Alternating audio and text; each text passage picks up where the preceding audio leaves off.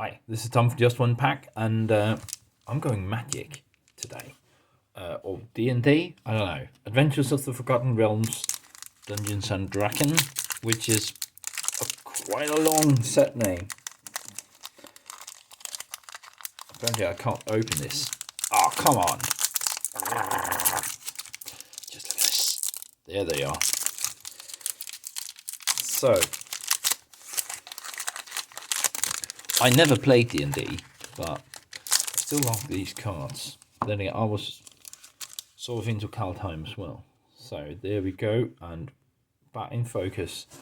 And we start with a Ranger Longbow for green and a generic. Your quick creature gets +2/+1 and has reach. Very green, isn't it? Pump and reach. 3 to equip. Then it is Grim Bounty for 2 generic and 2 black. You get destroy target creature or planeswalker, create a treasure token. Well, I do get a treasure token, but it seems a bit expensive for just something in sorcery speed, doesn't it? Then again, I can remove a planeswalker with this. All right, fair enough.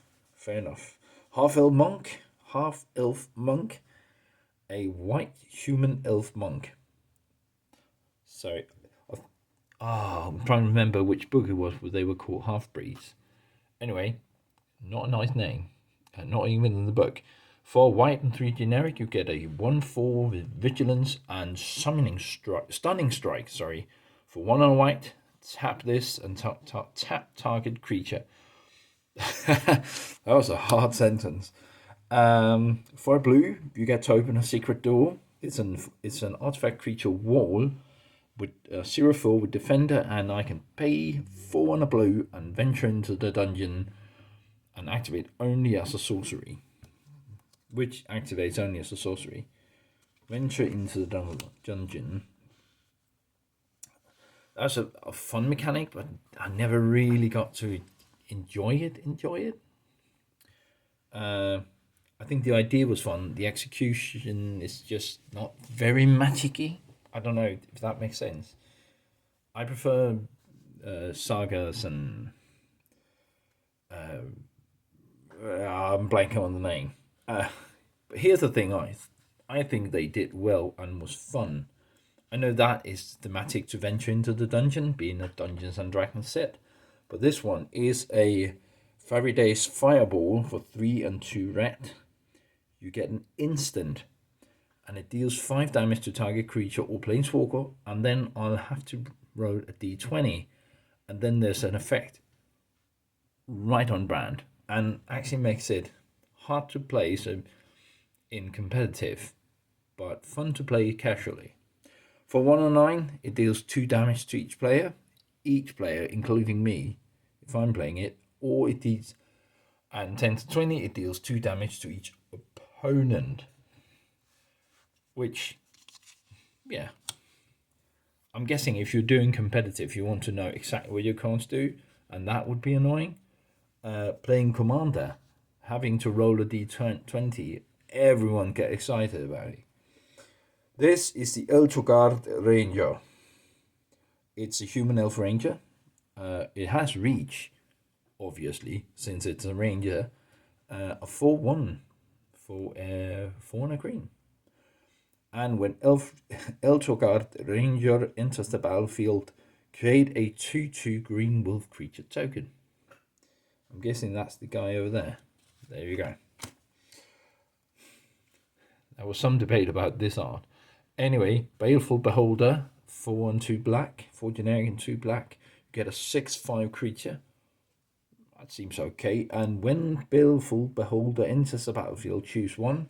I can do an anti-magic cone, where each opponent sacrifices an enchantment, or I can make a fear ray, and creatures I control gain menace until the end of turn. That seems quite good for common. For anything, really. Hobgoblin Captain. A Goblin Barbarian. For 1 and a red, you get a 3/1 with Pack Tactics. I believe that was a new mechanic as well. Whenever hobgoblin captains attack, if you attack with a creature with a total power, if you attack with creatures with a total power of 6 or greater this combat, hobgoblin gains first strike until the end of turn. So if you're enough of you gain extra. But just a thing about this.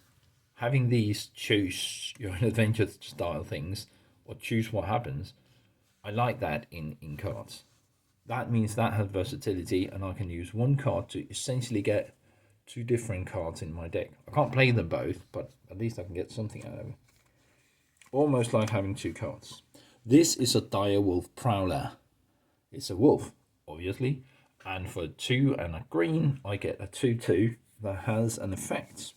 So 2 and a green for a 2/2 is a bit expensive, but I get a 1 and a green Direwolf Prowler, get +2/+2 and gains haste until the end of turn. Activate only once each turn. So I can't just pump it up, but at least I can get a 4/4 out of it. Mediocre? Well, I think so.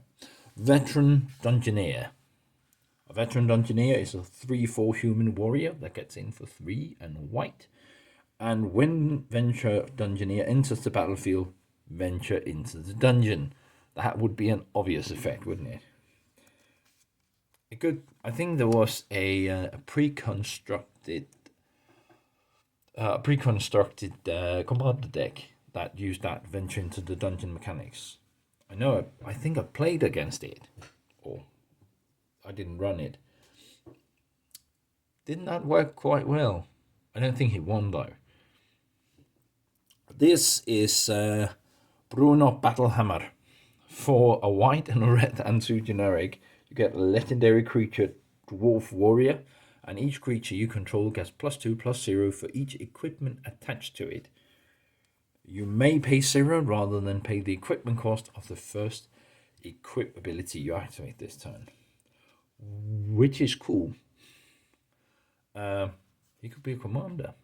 If you could build a Boros deck, that would work. For a single blue, you get to fly. You get to enchant a creature and it has flying. And it has, whenever this creature deals combat damage to a player, venture into the dungeon. We're going to get deep into those dungeons, but you had to complete them to get the real benefit, didn't you?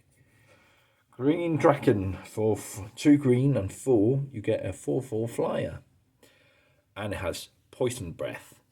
So when Green Dragon enters the battlefield until the end of turn, whenever a creature an opponent controls is dealt damage, destroy it.